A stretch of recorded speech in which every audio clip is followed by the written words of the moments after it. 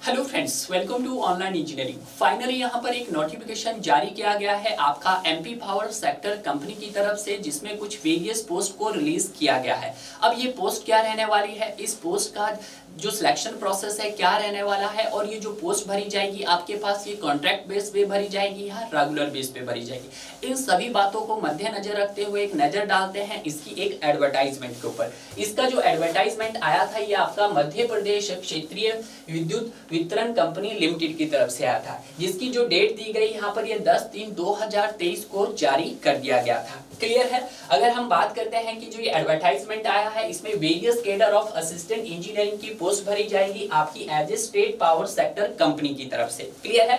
और ये जो आपका स्टेट पावर सेक्टर कंपनी रहेगा आपका एमपी रहेगा। क्लियर है।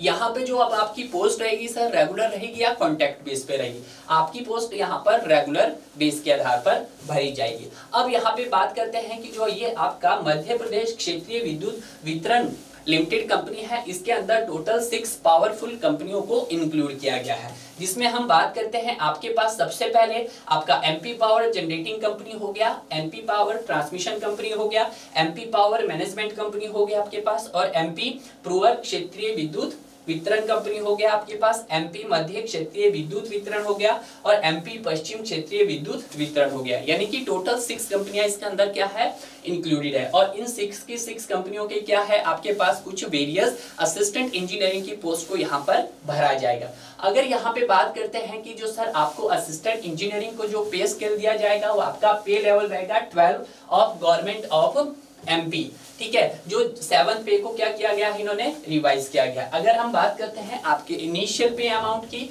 तो रहने वाला है आपके पास 56,100 रुपीज का रहने वाला है। क्लियर है। तो ये आप देख सकते हैं। अब एक नजर डालते हैं कि सर ये जो आपके 6 कंपनी एमओ साइन हुई है, इसकी डिटेल देखते हैं कि किस किस में पोस्टें निकाली गई है, जिसमें हम सबसे पहले बात करते हैं एमपी पावर मैनेजमेंट कंपनी की। ठीक है। एमपी पावर मैनेजमेंट कंपनी की तरफ से जो यहाँ पर इलेक्ट्रिकल की जो पोस्ट निकाली है वो टोटल 5 पोस्टें निकाली गई है। क्लियर है।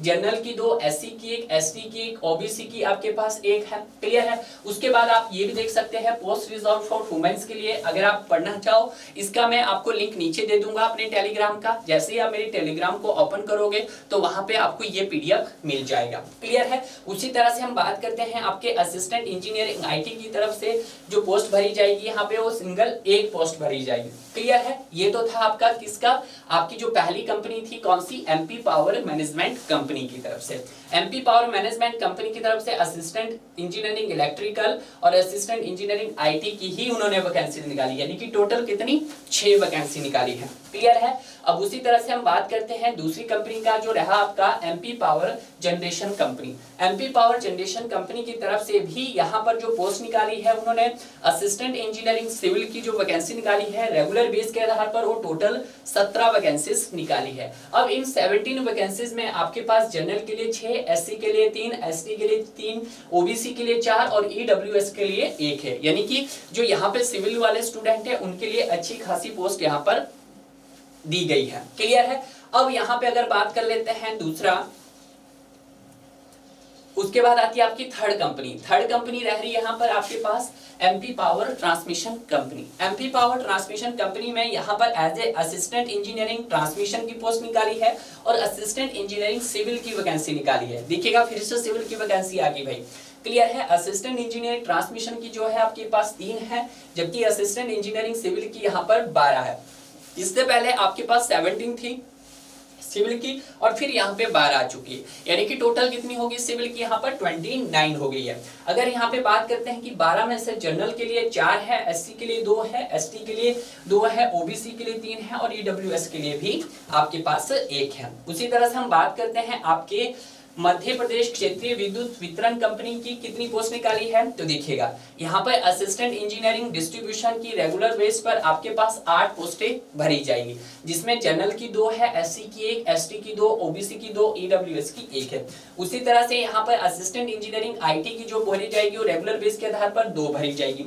फिर से यहाँ पर असिस्टेंट इंजीनियरिंग सिविल की आई है, तो सिविल की यहाँ पर 5 इन्होंने फिर निकाली है। इससे पहले आपके पास 17 + 12 29, 29 + 5 आपके पास टोटल 34 हो चुकी है अब तक। क्लियर है? जिसमें अगर हम 5 में से देखते हैं, जनरल की 2 है, एससी की 1, एसटी की 1, ओबीसी की 1 है। क्लियर है? तो अब हम बात करते हैं आपकी एमपी पावर क्षेत्रीय विद्युत वितरण कंपनी लिमिटेड की। इसमें अगर हम बात करते हैं, फिर से यहाँ पर जो पोस्ट निकाली है आपके पास as a assistant engineering electrical के लिए निकाली है, टोटल 9 वैकेंसीज। ठीक है, इन 9 में से आप देख सकते हो जनरल की 3 है, एससी की 1 है, एसटी की 2 है, ओबीसी की 2 है, ईडब्ल्यूएस की 1 है। यहाँ पे इन्होंने फिर से सिविल में वैकेंसी निकाली है, सिविल की 1 ही निकाली है। इनकी इससे पहले तक आपके पास टोटल कितनी हो चुकी थी? 34, एक और यहाँ पे आ गई आपके पास 35। क्लियर है? उसी तरह से हम बात करते हैं पश्चिम क्षेत्रीय विद्युत वितरण निगम की तरफ से, तो वहां पे भी इन्होंने फिर से assistant engineering as a distribution की 10 निकाली है, जिसमें जनरल की 3, एससी की 1, एसटी की 2, ओबीसी की 3, ईडब्ल्यूएस की 1 है। अगर बात करते हैं असिस्टेंट इंजीनियरिंग सिविल की, तो असिस्टेंट इंजीनियरिंग सिविल की यहाँ पर 2 है, ईडब्ल्यूएस के लिए नहीं है, ओबीसी के लिए 1 है और जनरल के लिए 1 है। क्लियर है? तो इस तरह से हमारे पास पहले ऑलरेडी कितनी हो चुकी थी सर? 35 हो चुकी थी, 2 ऐड हो गई है तो 37 हो गई है। क्लियर है? तो ये चीज आपको ध्यान रखना है। अब स्टूडेंट है कि सर इस पोस्ट के लिए सर कौन अप्लाई कर सकता है, तो यहाँ पे जो भी स्टूडेंट आपका असिस्टेंट इंजीनियरिंग का रहेगा, वो टेक्निकल डिस्ट्रीब्यूशन या ट्रांसमिशन इलेक्ट्रिकल ट्रेनिंग का, तो उसके लिए आपके पास क्या होना चाहिए? बीई बीटेक की डिग्री होनी चाहिए। और इन्होंने साफ लिखा है कि जो आपका ओसीजीपीए होना चाहिए था, आपका जनरल स्टूडेंट्स के लिए 65 होना चाहिए था, और जो आपके पास एससी एसटी स्टूडेंट है उनके लिए 55% का क्राइटेरिया दिया गया है। क्लियर है? ये बात आपको ध्यान रखना है। और यहाँ पे वही स्टूडेंट अप्लाई कर सकता है जिसके पास वैलिड गेट स्कोर हो। इन्होंने लिखा है valid GATE score card in the relevant stream as last date of submission of application, कि जैसे ही इसकी जो लास्ट डेट है उसकी लास्ट डेट का पहले का जो गेट स्कोर कार्ड होगा वही यहाँ पे क्या होगा? एप्लीकेबल होगा। अब यहाँ पे स्टूडेंट बोलेंगे क्या सर 2023 वाला एप्लीकेबल होगा? तो यस, 2023 वाले भी यहाँ पर क्या कर सकते हैं? अप्लाई कर सकते हैं। क्लियर है? उसी तरह से असिस्टेंट इंजीनियरिंग आईटी के लिए भी इन्होंने क्या बोला है? आपके पास बीई बीटेक की डिग्री होनी चाहिए, कम से कम जनरल स्टूडेंट्स के लिए 65 मार्क्स का क्राइटेरिया रखा है आपका ओबीसी और जनरल कैटेगरी का। उसी तरह से अगर हम बात करते हैं यहाँ पर एससी एसटी ओबीसी ईडब्ल्यूएस के लिए 55% का क्राइटेरिया है। क्लियर है? उसी तरह से यहाँ पे अगर बात कर लेते हैं आपके असिस्टेंट इंजीनियरिंग सिविल के लिए, तो उन्होंने साफ लिखा है कि आपके पास क्या होना चाहिए? The candidate should have regular BTech की डिग्री होनी चाहिए आपके पास, कम से कम 65% मार्क्स आपके जनरल कैटेगरी और ओबीसी कैटेगरी के लिए होना चाहिए। अगर हम बात करते हैं कि जिनके पास क्या है, जिनके पास कुछ ना कुछ रिजर्वेशन हो, चाहे एससी हो, एसटी हो, ओबीसी हो या ईडब्ल्यूएस, उनके पास क्या होना चाहिए? कम से कम 55% मार्क्स होने चाहिए और आपके पास एमपी डोमिसाइल होना चाहिए, कि जो भी स्टूडेंट वहां पे रिजर्वेशन से अपनी सीट को भर रहा है उसके पास एमपी डोमिसाइल होना कंपलसरी है। ये बात ध्यान रखिएगा। जो अदर स्टेट वाले स्टूडेंट हैं उनके लिए ये कंपलसरी नहीं, क्योंकि वो जनरल कैटेगरीज के अंदर काउंट किए जाएंगे। अगर आप रिजर्वेशन भर रहे हो तो रिजर्वेशंस के लिए आपको एमपी डोमिसाइल होना कंपलसरी है। क्लियर है? इन्होंने फिर से कहा है कि गेट स्कोर कार्ड आपका वैलिड रहेगा। क्लियर है? अब यहाँ पे बात कर लेते हैं एज लिमिट की। जो आपका एज का जो क्राइटेरिया रहेगा वो आपका मिनिमम 21 ईयर रहेगा और मैक्सिमम आपका age a under of MP government के अंतर्गत रहेगा। ठीक है, जैसे यहाँ पे लिखा है कि मेल एप्लीकेशन अनरिजर्व के लिए मैक्सिमम एज आपके पास 43 इयर्स है, फीमेल एप्लीकेशन अनरिजर्व के लिए 48 इयर्स है, male female application as a government corporation या board announce institute employees and home, जो पहले से वर्क कर चुके हैं किसी गवर्नमेंट ऑर्गेनाइजेशन में, उनके लिए 48 इयर्स है। उसी तरह से मेल फीमेल्स के लिए भी 48 है। मेल फीमेल आप देख सकते हैं वर्किंग एम्प्लॉय गवर्नमेंट, ये आप पढ़ सकते हो। ठीक है, 48 इयर्स है। क्लियर है? जो स्पेशली है पीडब्ल्यूडी एप्लीकेंट उनके लिए मैक्सिमम 48 है। अगर हम बात करते हैं तो आपके पास मिनिमम क्राइटेरिया हो 21 वर्ष से लेकर आपका 43 यानी कि 43 वर्ष तक की आयु वाले लोग क्या कर सकते हैं? इस पोस्ट के लिए अप्लाई कर सकते हैं, बट आपके पास गेट स्कोर कार्ड होना कंपलसरी है। अगर आप कोई रिजर्वेशन से सीट भर रहे हो, जैसे हम एससी हो गया, एसटी हो गया, ओबीसी हो गया, ईडब्ल्यूएस हो गया, तो आपके पास एमपी का डोमिसाइल होना कंपलसरी है। क्लियर है? ये बात याद रखना। और इन्होंने लिखा है कि limit for non MP domicile, कि जो यहाँ पर एमपी का जिनके पास डोमिसाइल नहीं है उनके लिए भी जो आपके पास एज का क्राइटेरिया हो मैक्सिमम 43 इयर्स का है। क्लियर है? ये आप देख सकते हैं। और जो आपके पास यहाँ पे मैक्सिमम एज का जो क्राइटेरिया रहेगा वो आप भी देख सकते हैं। क्लियर है? अब यहाँ पे एज रिलैक्सेशन है, तो एज रिलैक्सेशन भी उसी तरह से एमपी गवर्नमेंट के अंदर कि एससी एसटी के लिए कितना होगा, ओबीसी के लिए आप पढ़ सकते हो। क्लियर है, तो ये आप यहाँ पर देख लीजिएगा। आपको कैसे अप्लाई करना है, आपको इनकी वेबसाइट पे जाना है। जैसे आप इनकी वेबसाइट पे क्लिक करोगे तो वहां पे एक लिंक खुल जाएगा। क्लियर है, जैसे आप देख ही सकते हो यहाँ पर MPMKVVCL पे, ठीक है, तो ये आप जा सकते हैं इनकी वेबसाइट के ऊपर।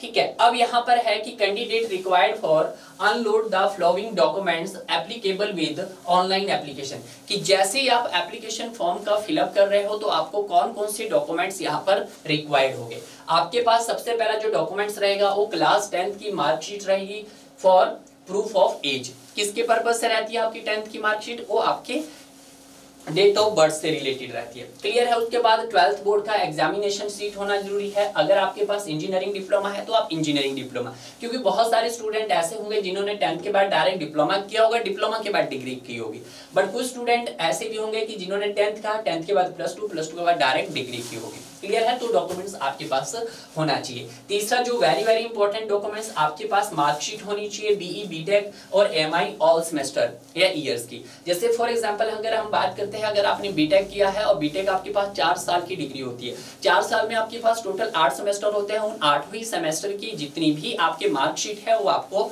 अटैच करवानी पड़ेगी यहाँ पर। क्लियर है, वैलिड गेट कार्ड स्कोर होना चाहिए, last date of submission of application, आपके पास आधार कार्ड होना चाहिए, आपके पास एमपी डोमिसाइल सर्टिफिकेट होना चाहिए। क्लियर है, किन स्टूडेंट के लिए, जिन्होंने रिजर्वेशन के लिए फॉर्म भरा है, जैसे एससी एसटी ओबीसी ईडब्ल्यूएस के लिए, उनके लिए डोमिसाइल होना जरूरी है। ठीक है, कास्ट सर्टिफिकेट होना चाहिए, मेडिकल डिसेबिलिटी सर्टिफिकेट होना चाहिए अगर आपको कुछ पीडब्ल्यूडी वाले स्टूडेंट है।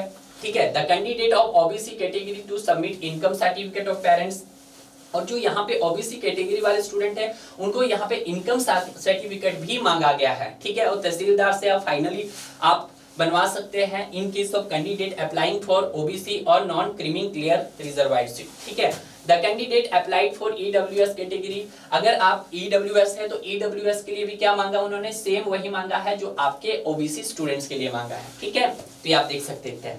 क्लियर है, और उसके बाद candidate will be required upload there latest photograph, और आपका एक लेटेस्ट फोटोग्राफ होना चाहिए, सिग्नेचर होना चाहिए during the submission of their online applications. Clear है, NOC from present employer if any, कि अगर आप किसी अदर गवर्नमेंट ऑर्गेनाइजेशंस में काम करते हो तो आपके पास एनओसी होना चाहिए, तो आपके पास एनओसी होनी चाहिए। क्लियर है, ये आप देख सकते हैं। अगर हम बात करते हैं आपकी एप्लीकेशन फीस की, तो जो यहाँ पे एप्लीकेशन फीस रहेगी आपकी वो रहेगी अनरिजर्व कैटेगरी के लिए 1200, जिसमें इंक्लूड है जीएसटी। अगर हम बात करते हैं एससी एसटी ओबीसी के लिए तो ईडब्ल्यूएस पीडब्ल्यूएड कैंडिडेट फॉर उनके लिए रहेगी आपके पास 600, ये जो 600 रहेगी इंक्लूडिंग जीएसटी रहेगी।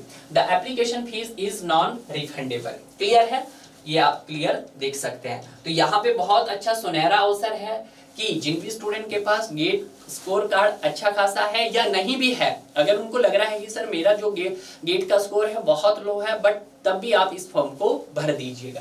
क्लियर है, ये आप देख सकते हैं। सिलेक्शन प्रोसेस और इसका अपॉइंटमेंट कैसे रहेगा वो इन्होंने लिखा है कि online application to be submit, कि जैसे ही आप ऑनलाइन एप्लीकेशन को सबमिट करते हो selection shall be done basis merit of valid GATE score, यानी कि यहाँ पे कोई भी आपका एग्जाम नहीं होने वाला है, सिर्फ आपको गेट स्कोर कार्ड के आधार पर ही डायरेक्ट एंट्री मिलने वाली है। In the GATE score of 2 और more candidates are same then determination merit shall be under. Clear है, ये आप देख सकते हैं। ठीक है, तो यहाँ पे बहुत अच्छा सुनहरा अवसर है। ऐसे में वो स्टूडेंट जो शायद ही अभी अपने कॉलेज के 3rd ईयर में होगा या अपने लास्ट ईयर में होगी, अगर वो भी सोच रहे हैं कि सर हमें भी क्या गेट एग्जाम की तैयारी करनी चाहिए, तो बिल्कुल आपको भी गेट एग्जाम की तैयारी करनी चाहिए। अगर हम बात करते हैं आपके 2022 के, तो 2022 में आपकी कम से कम 40 to 50% जो जॉब निकला है वो आपके गेट स्कोर के आधार पर ही निकला है। और ये जो प्रोसेस है ये कम नहीं होने वाला है, आने वाले समय में ये प्रोसेस और तेज हो जाएगा। कम से कम एक ऐसा समय आ जाएगा कि आपके पास जो गेट की डिग्री होगी वो कंपलसरी कर दी जाएगी, और होना भी चाहिए डियर। ठीक है, क्योंकि अगर लग रहा है आपको कि सर बहुत ज्यादा भीड़ है, सर हमारा सिलेक्शन कैसे होगा, तो आपको कुछ यूनिक करना होगा, और यूनिक क्या है, आपका गेट स्कोर है। अगर आप गेट क्वालिफाइड करते हो अच्छे खासे मार्क्स से, तो मुझे नहीं लगता है आपको कि यार जॉब मिलना टफ पड़ेगा। अगर आपका गेट स्कोर होता, आप गेट क्वालिफाइड करते अच्छे मार्क्स से, तो आपका जॉब का जो सिलेक्शन रहेगा वो बहुत ईजी हो जाएगा। क्लियर है?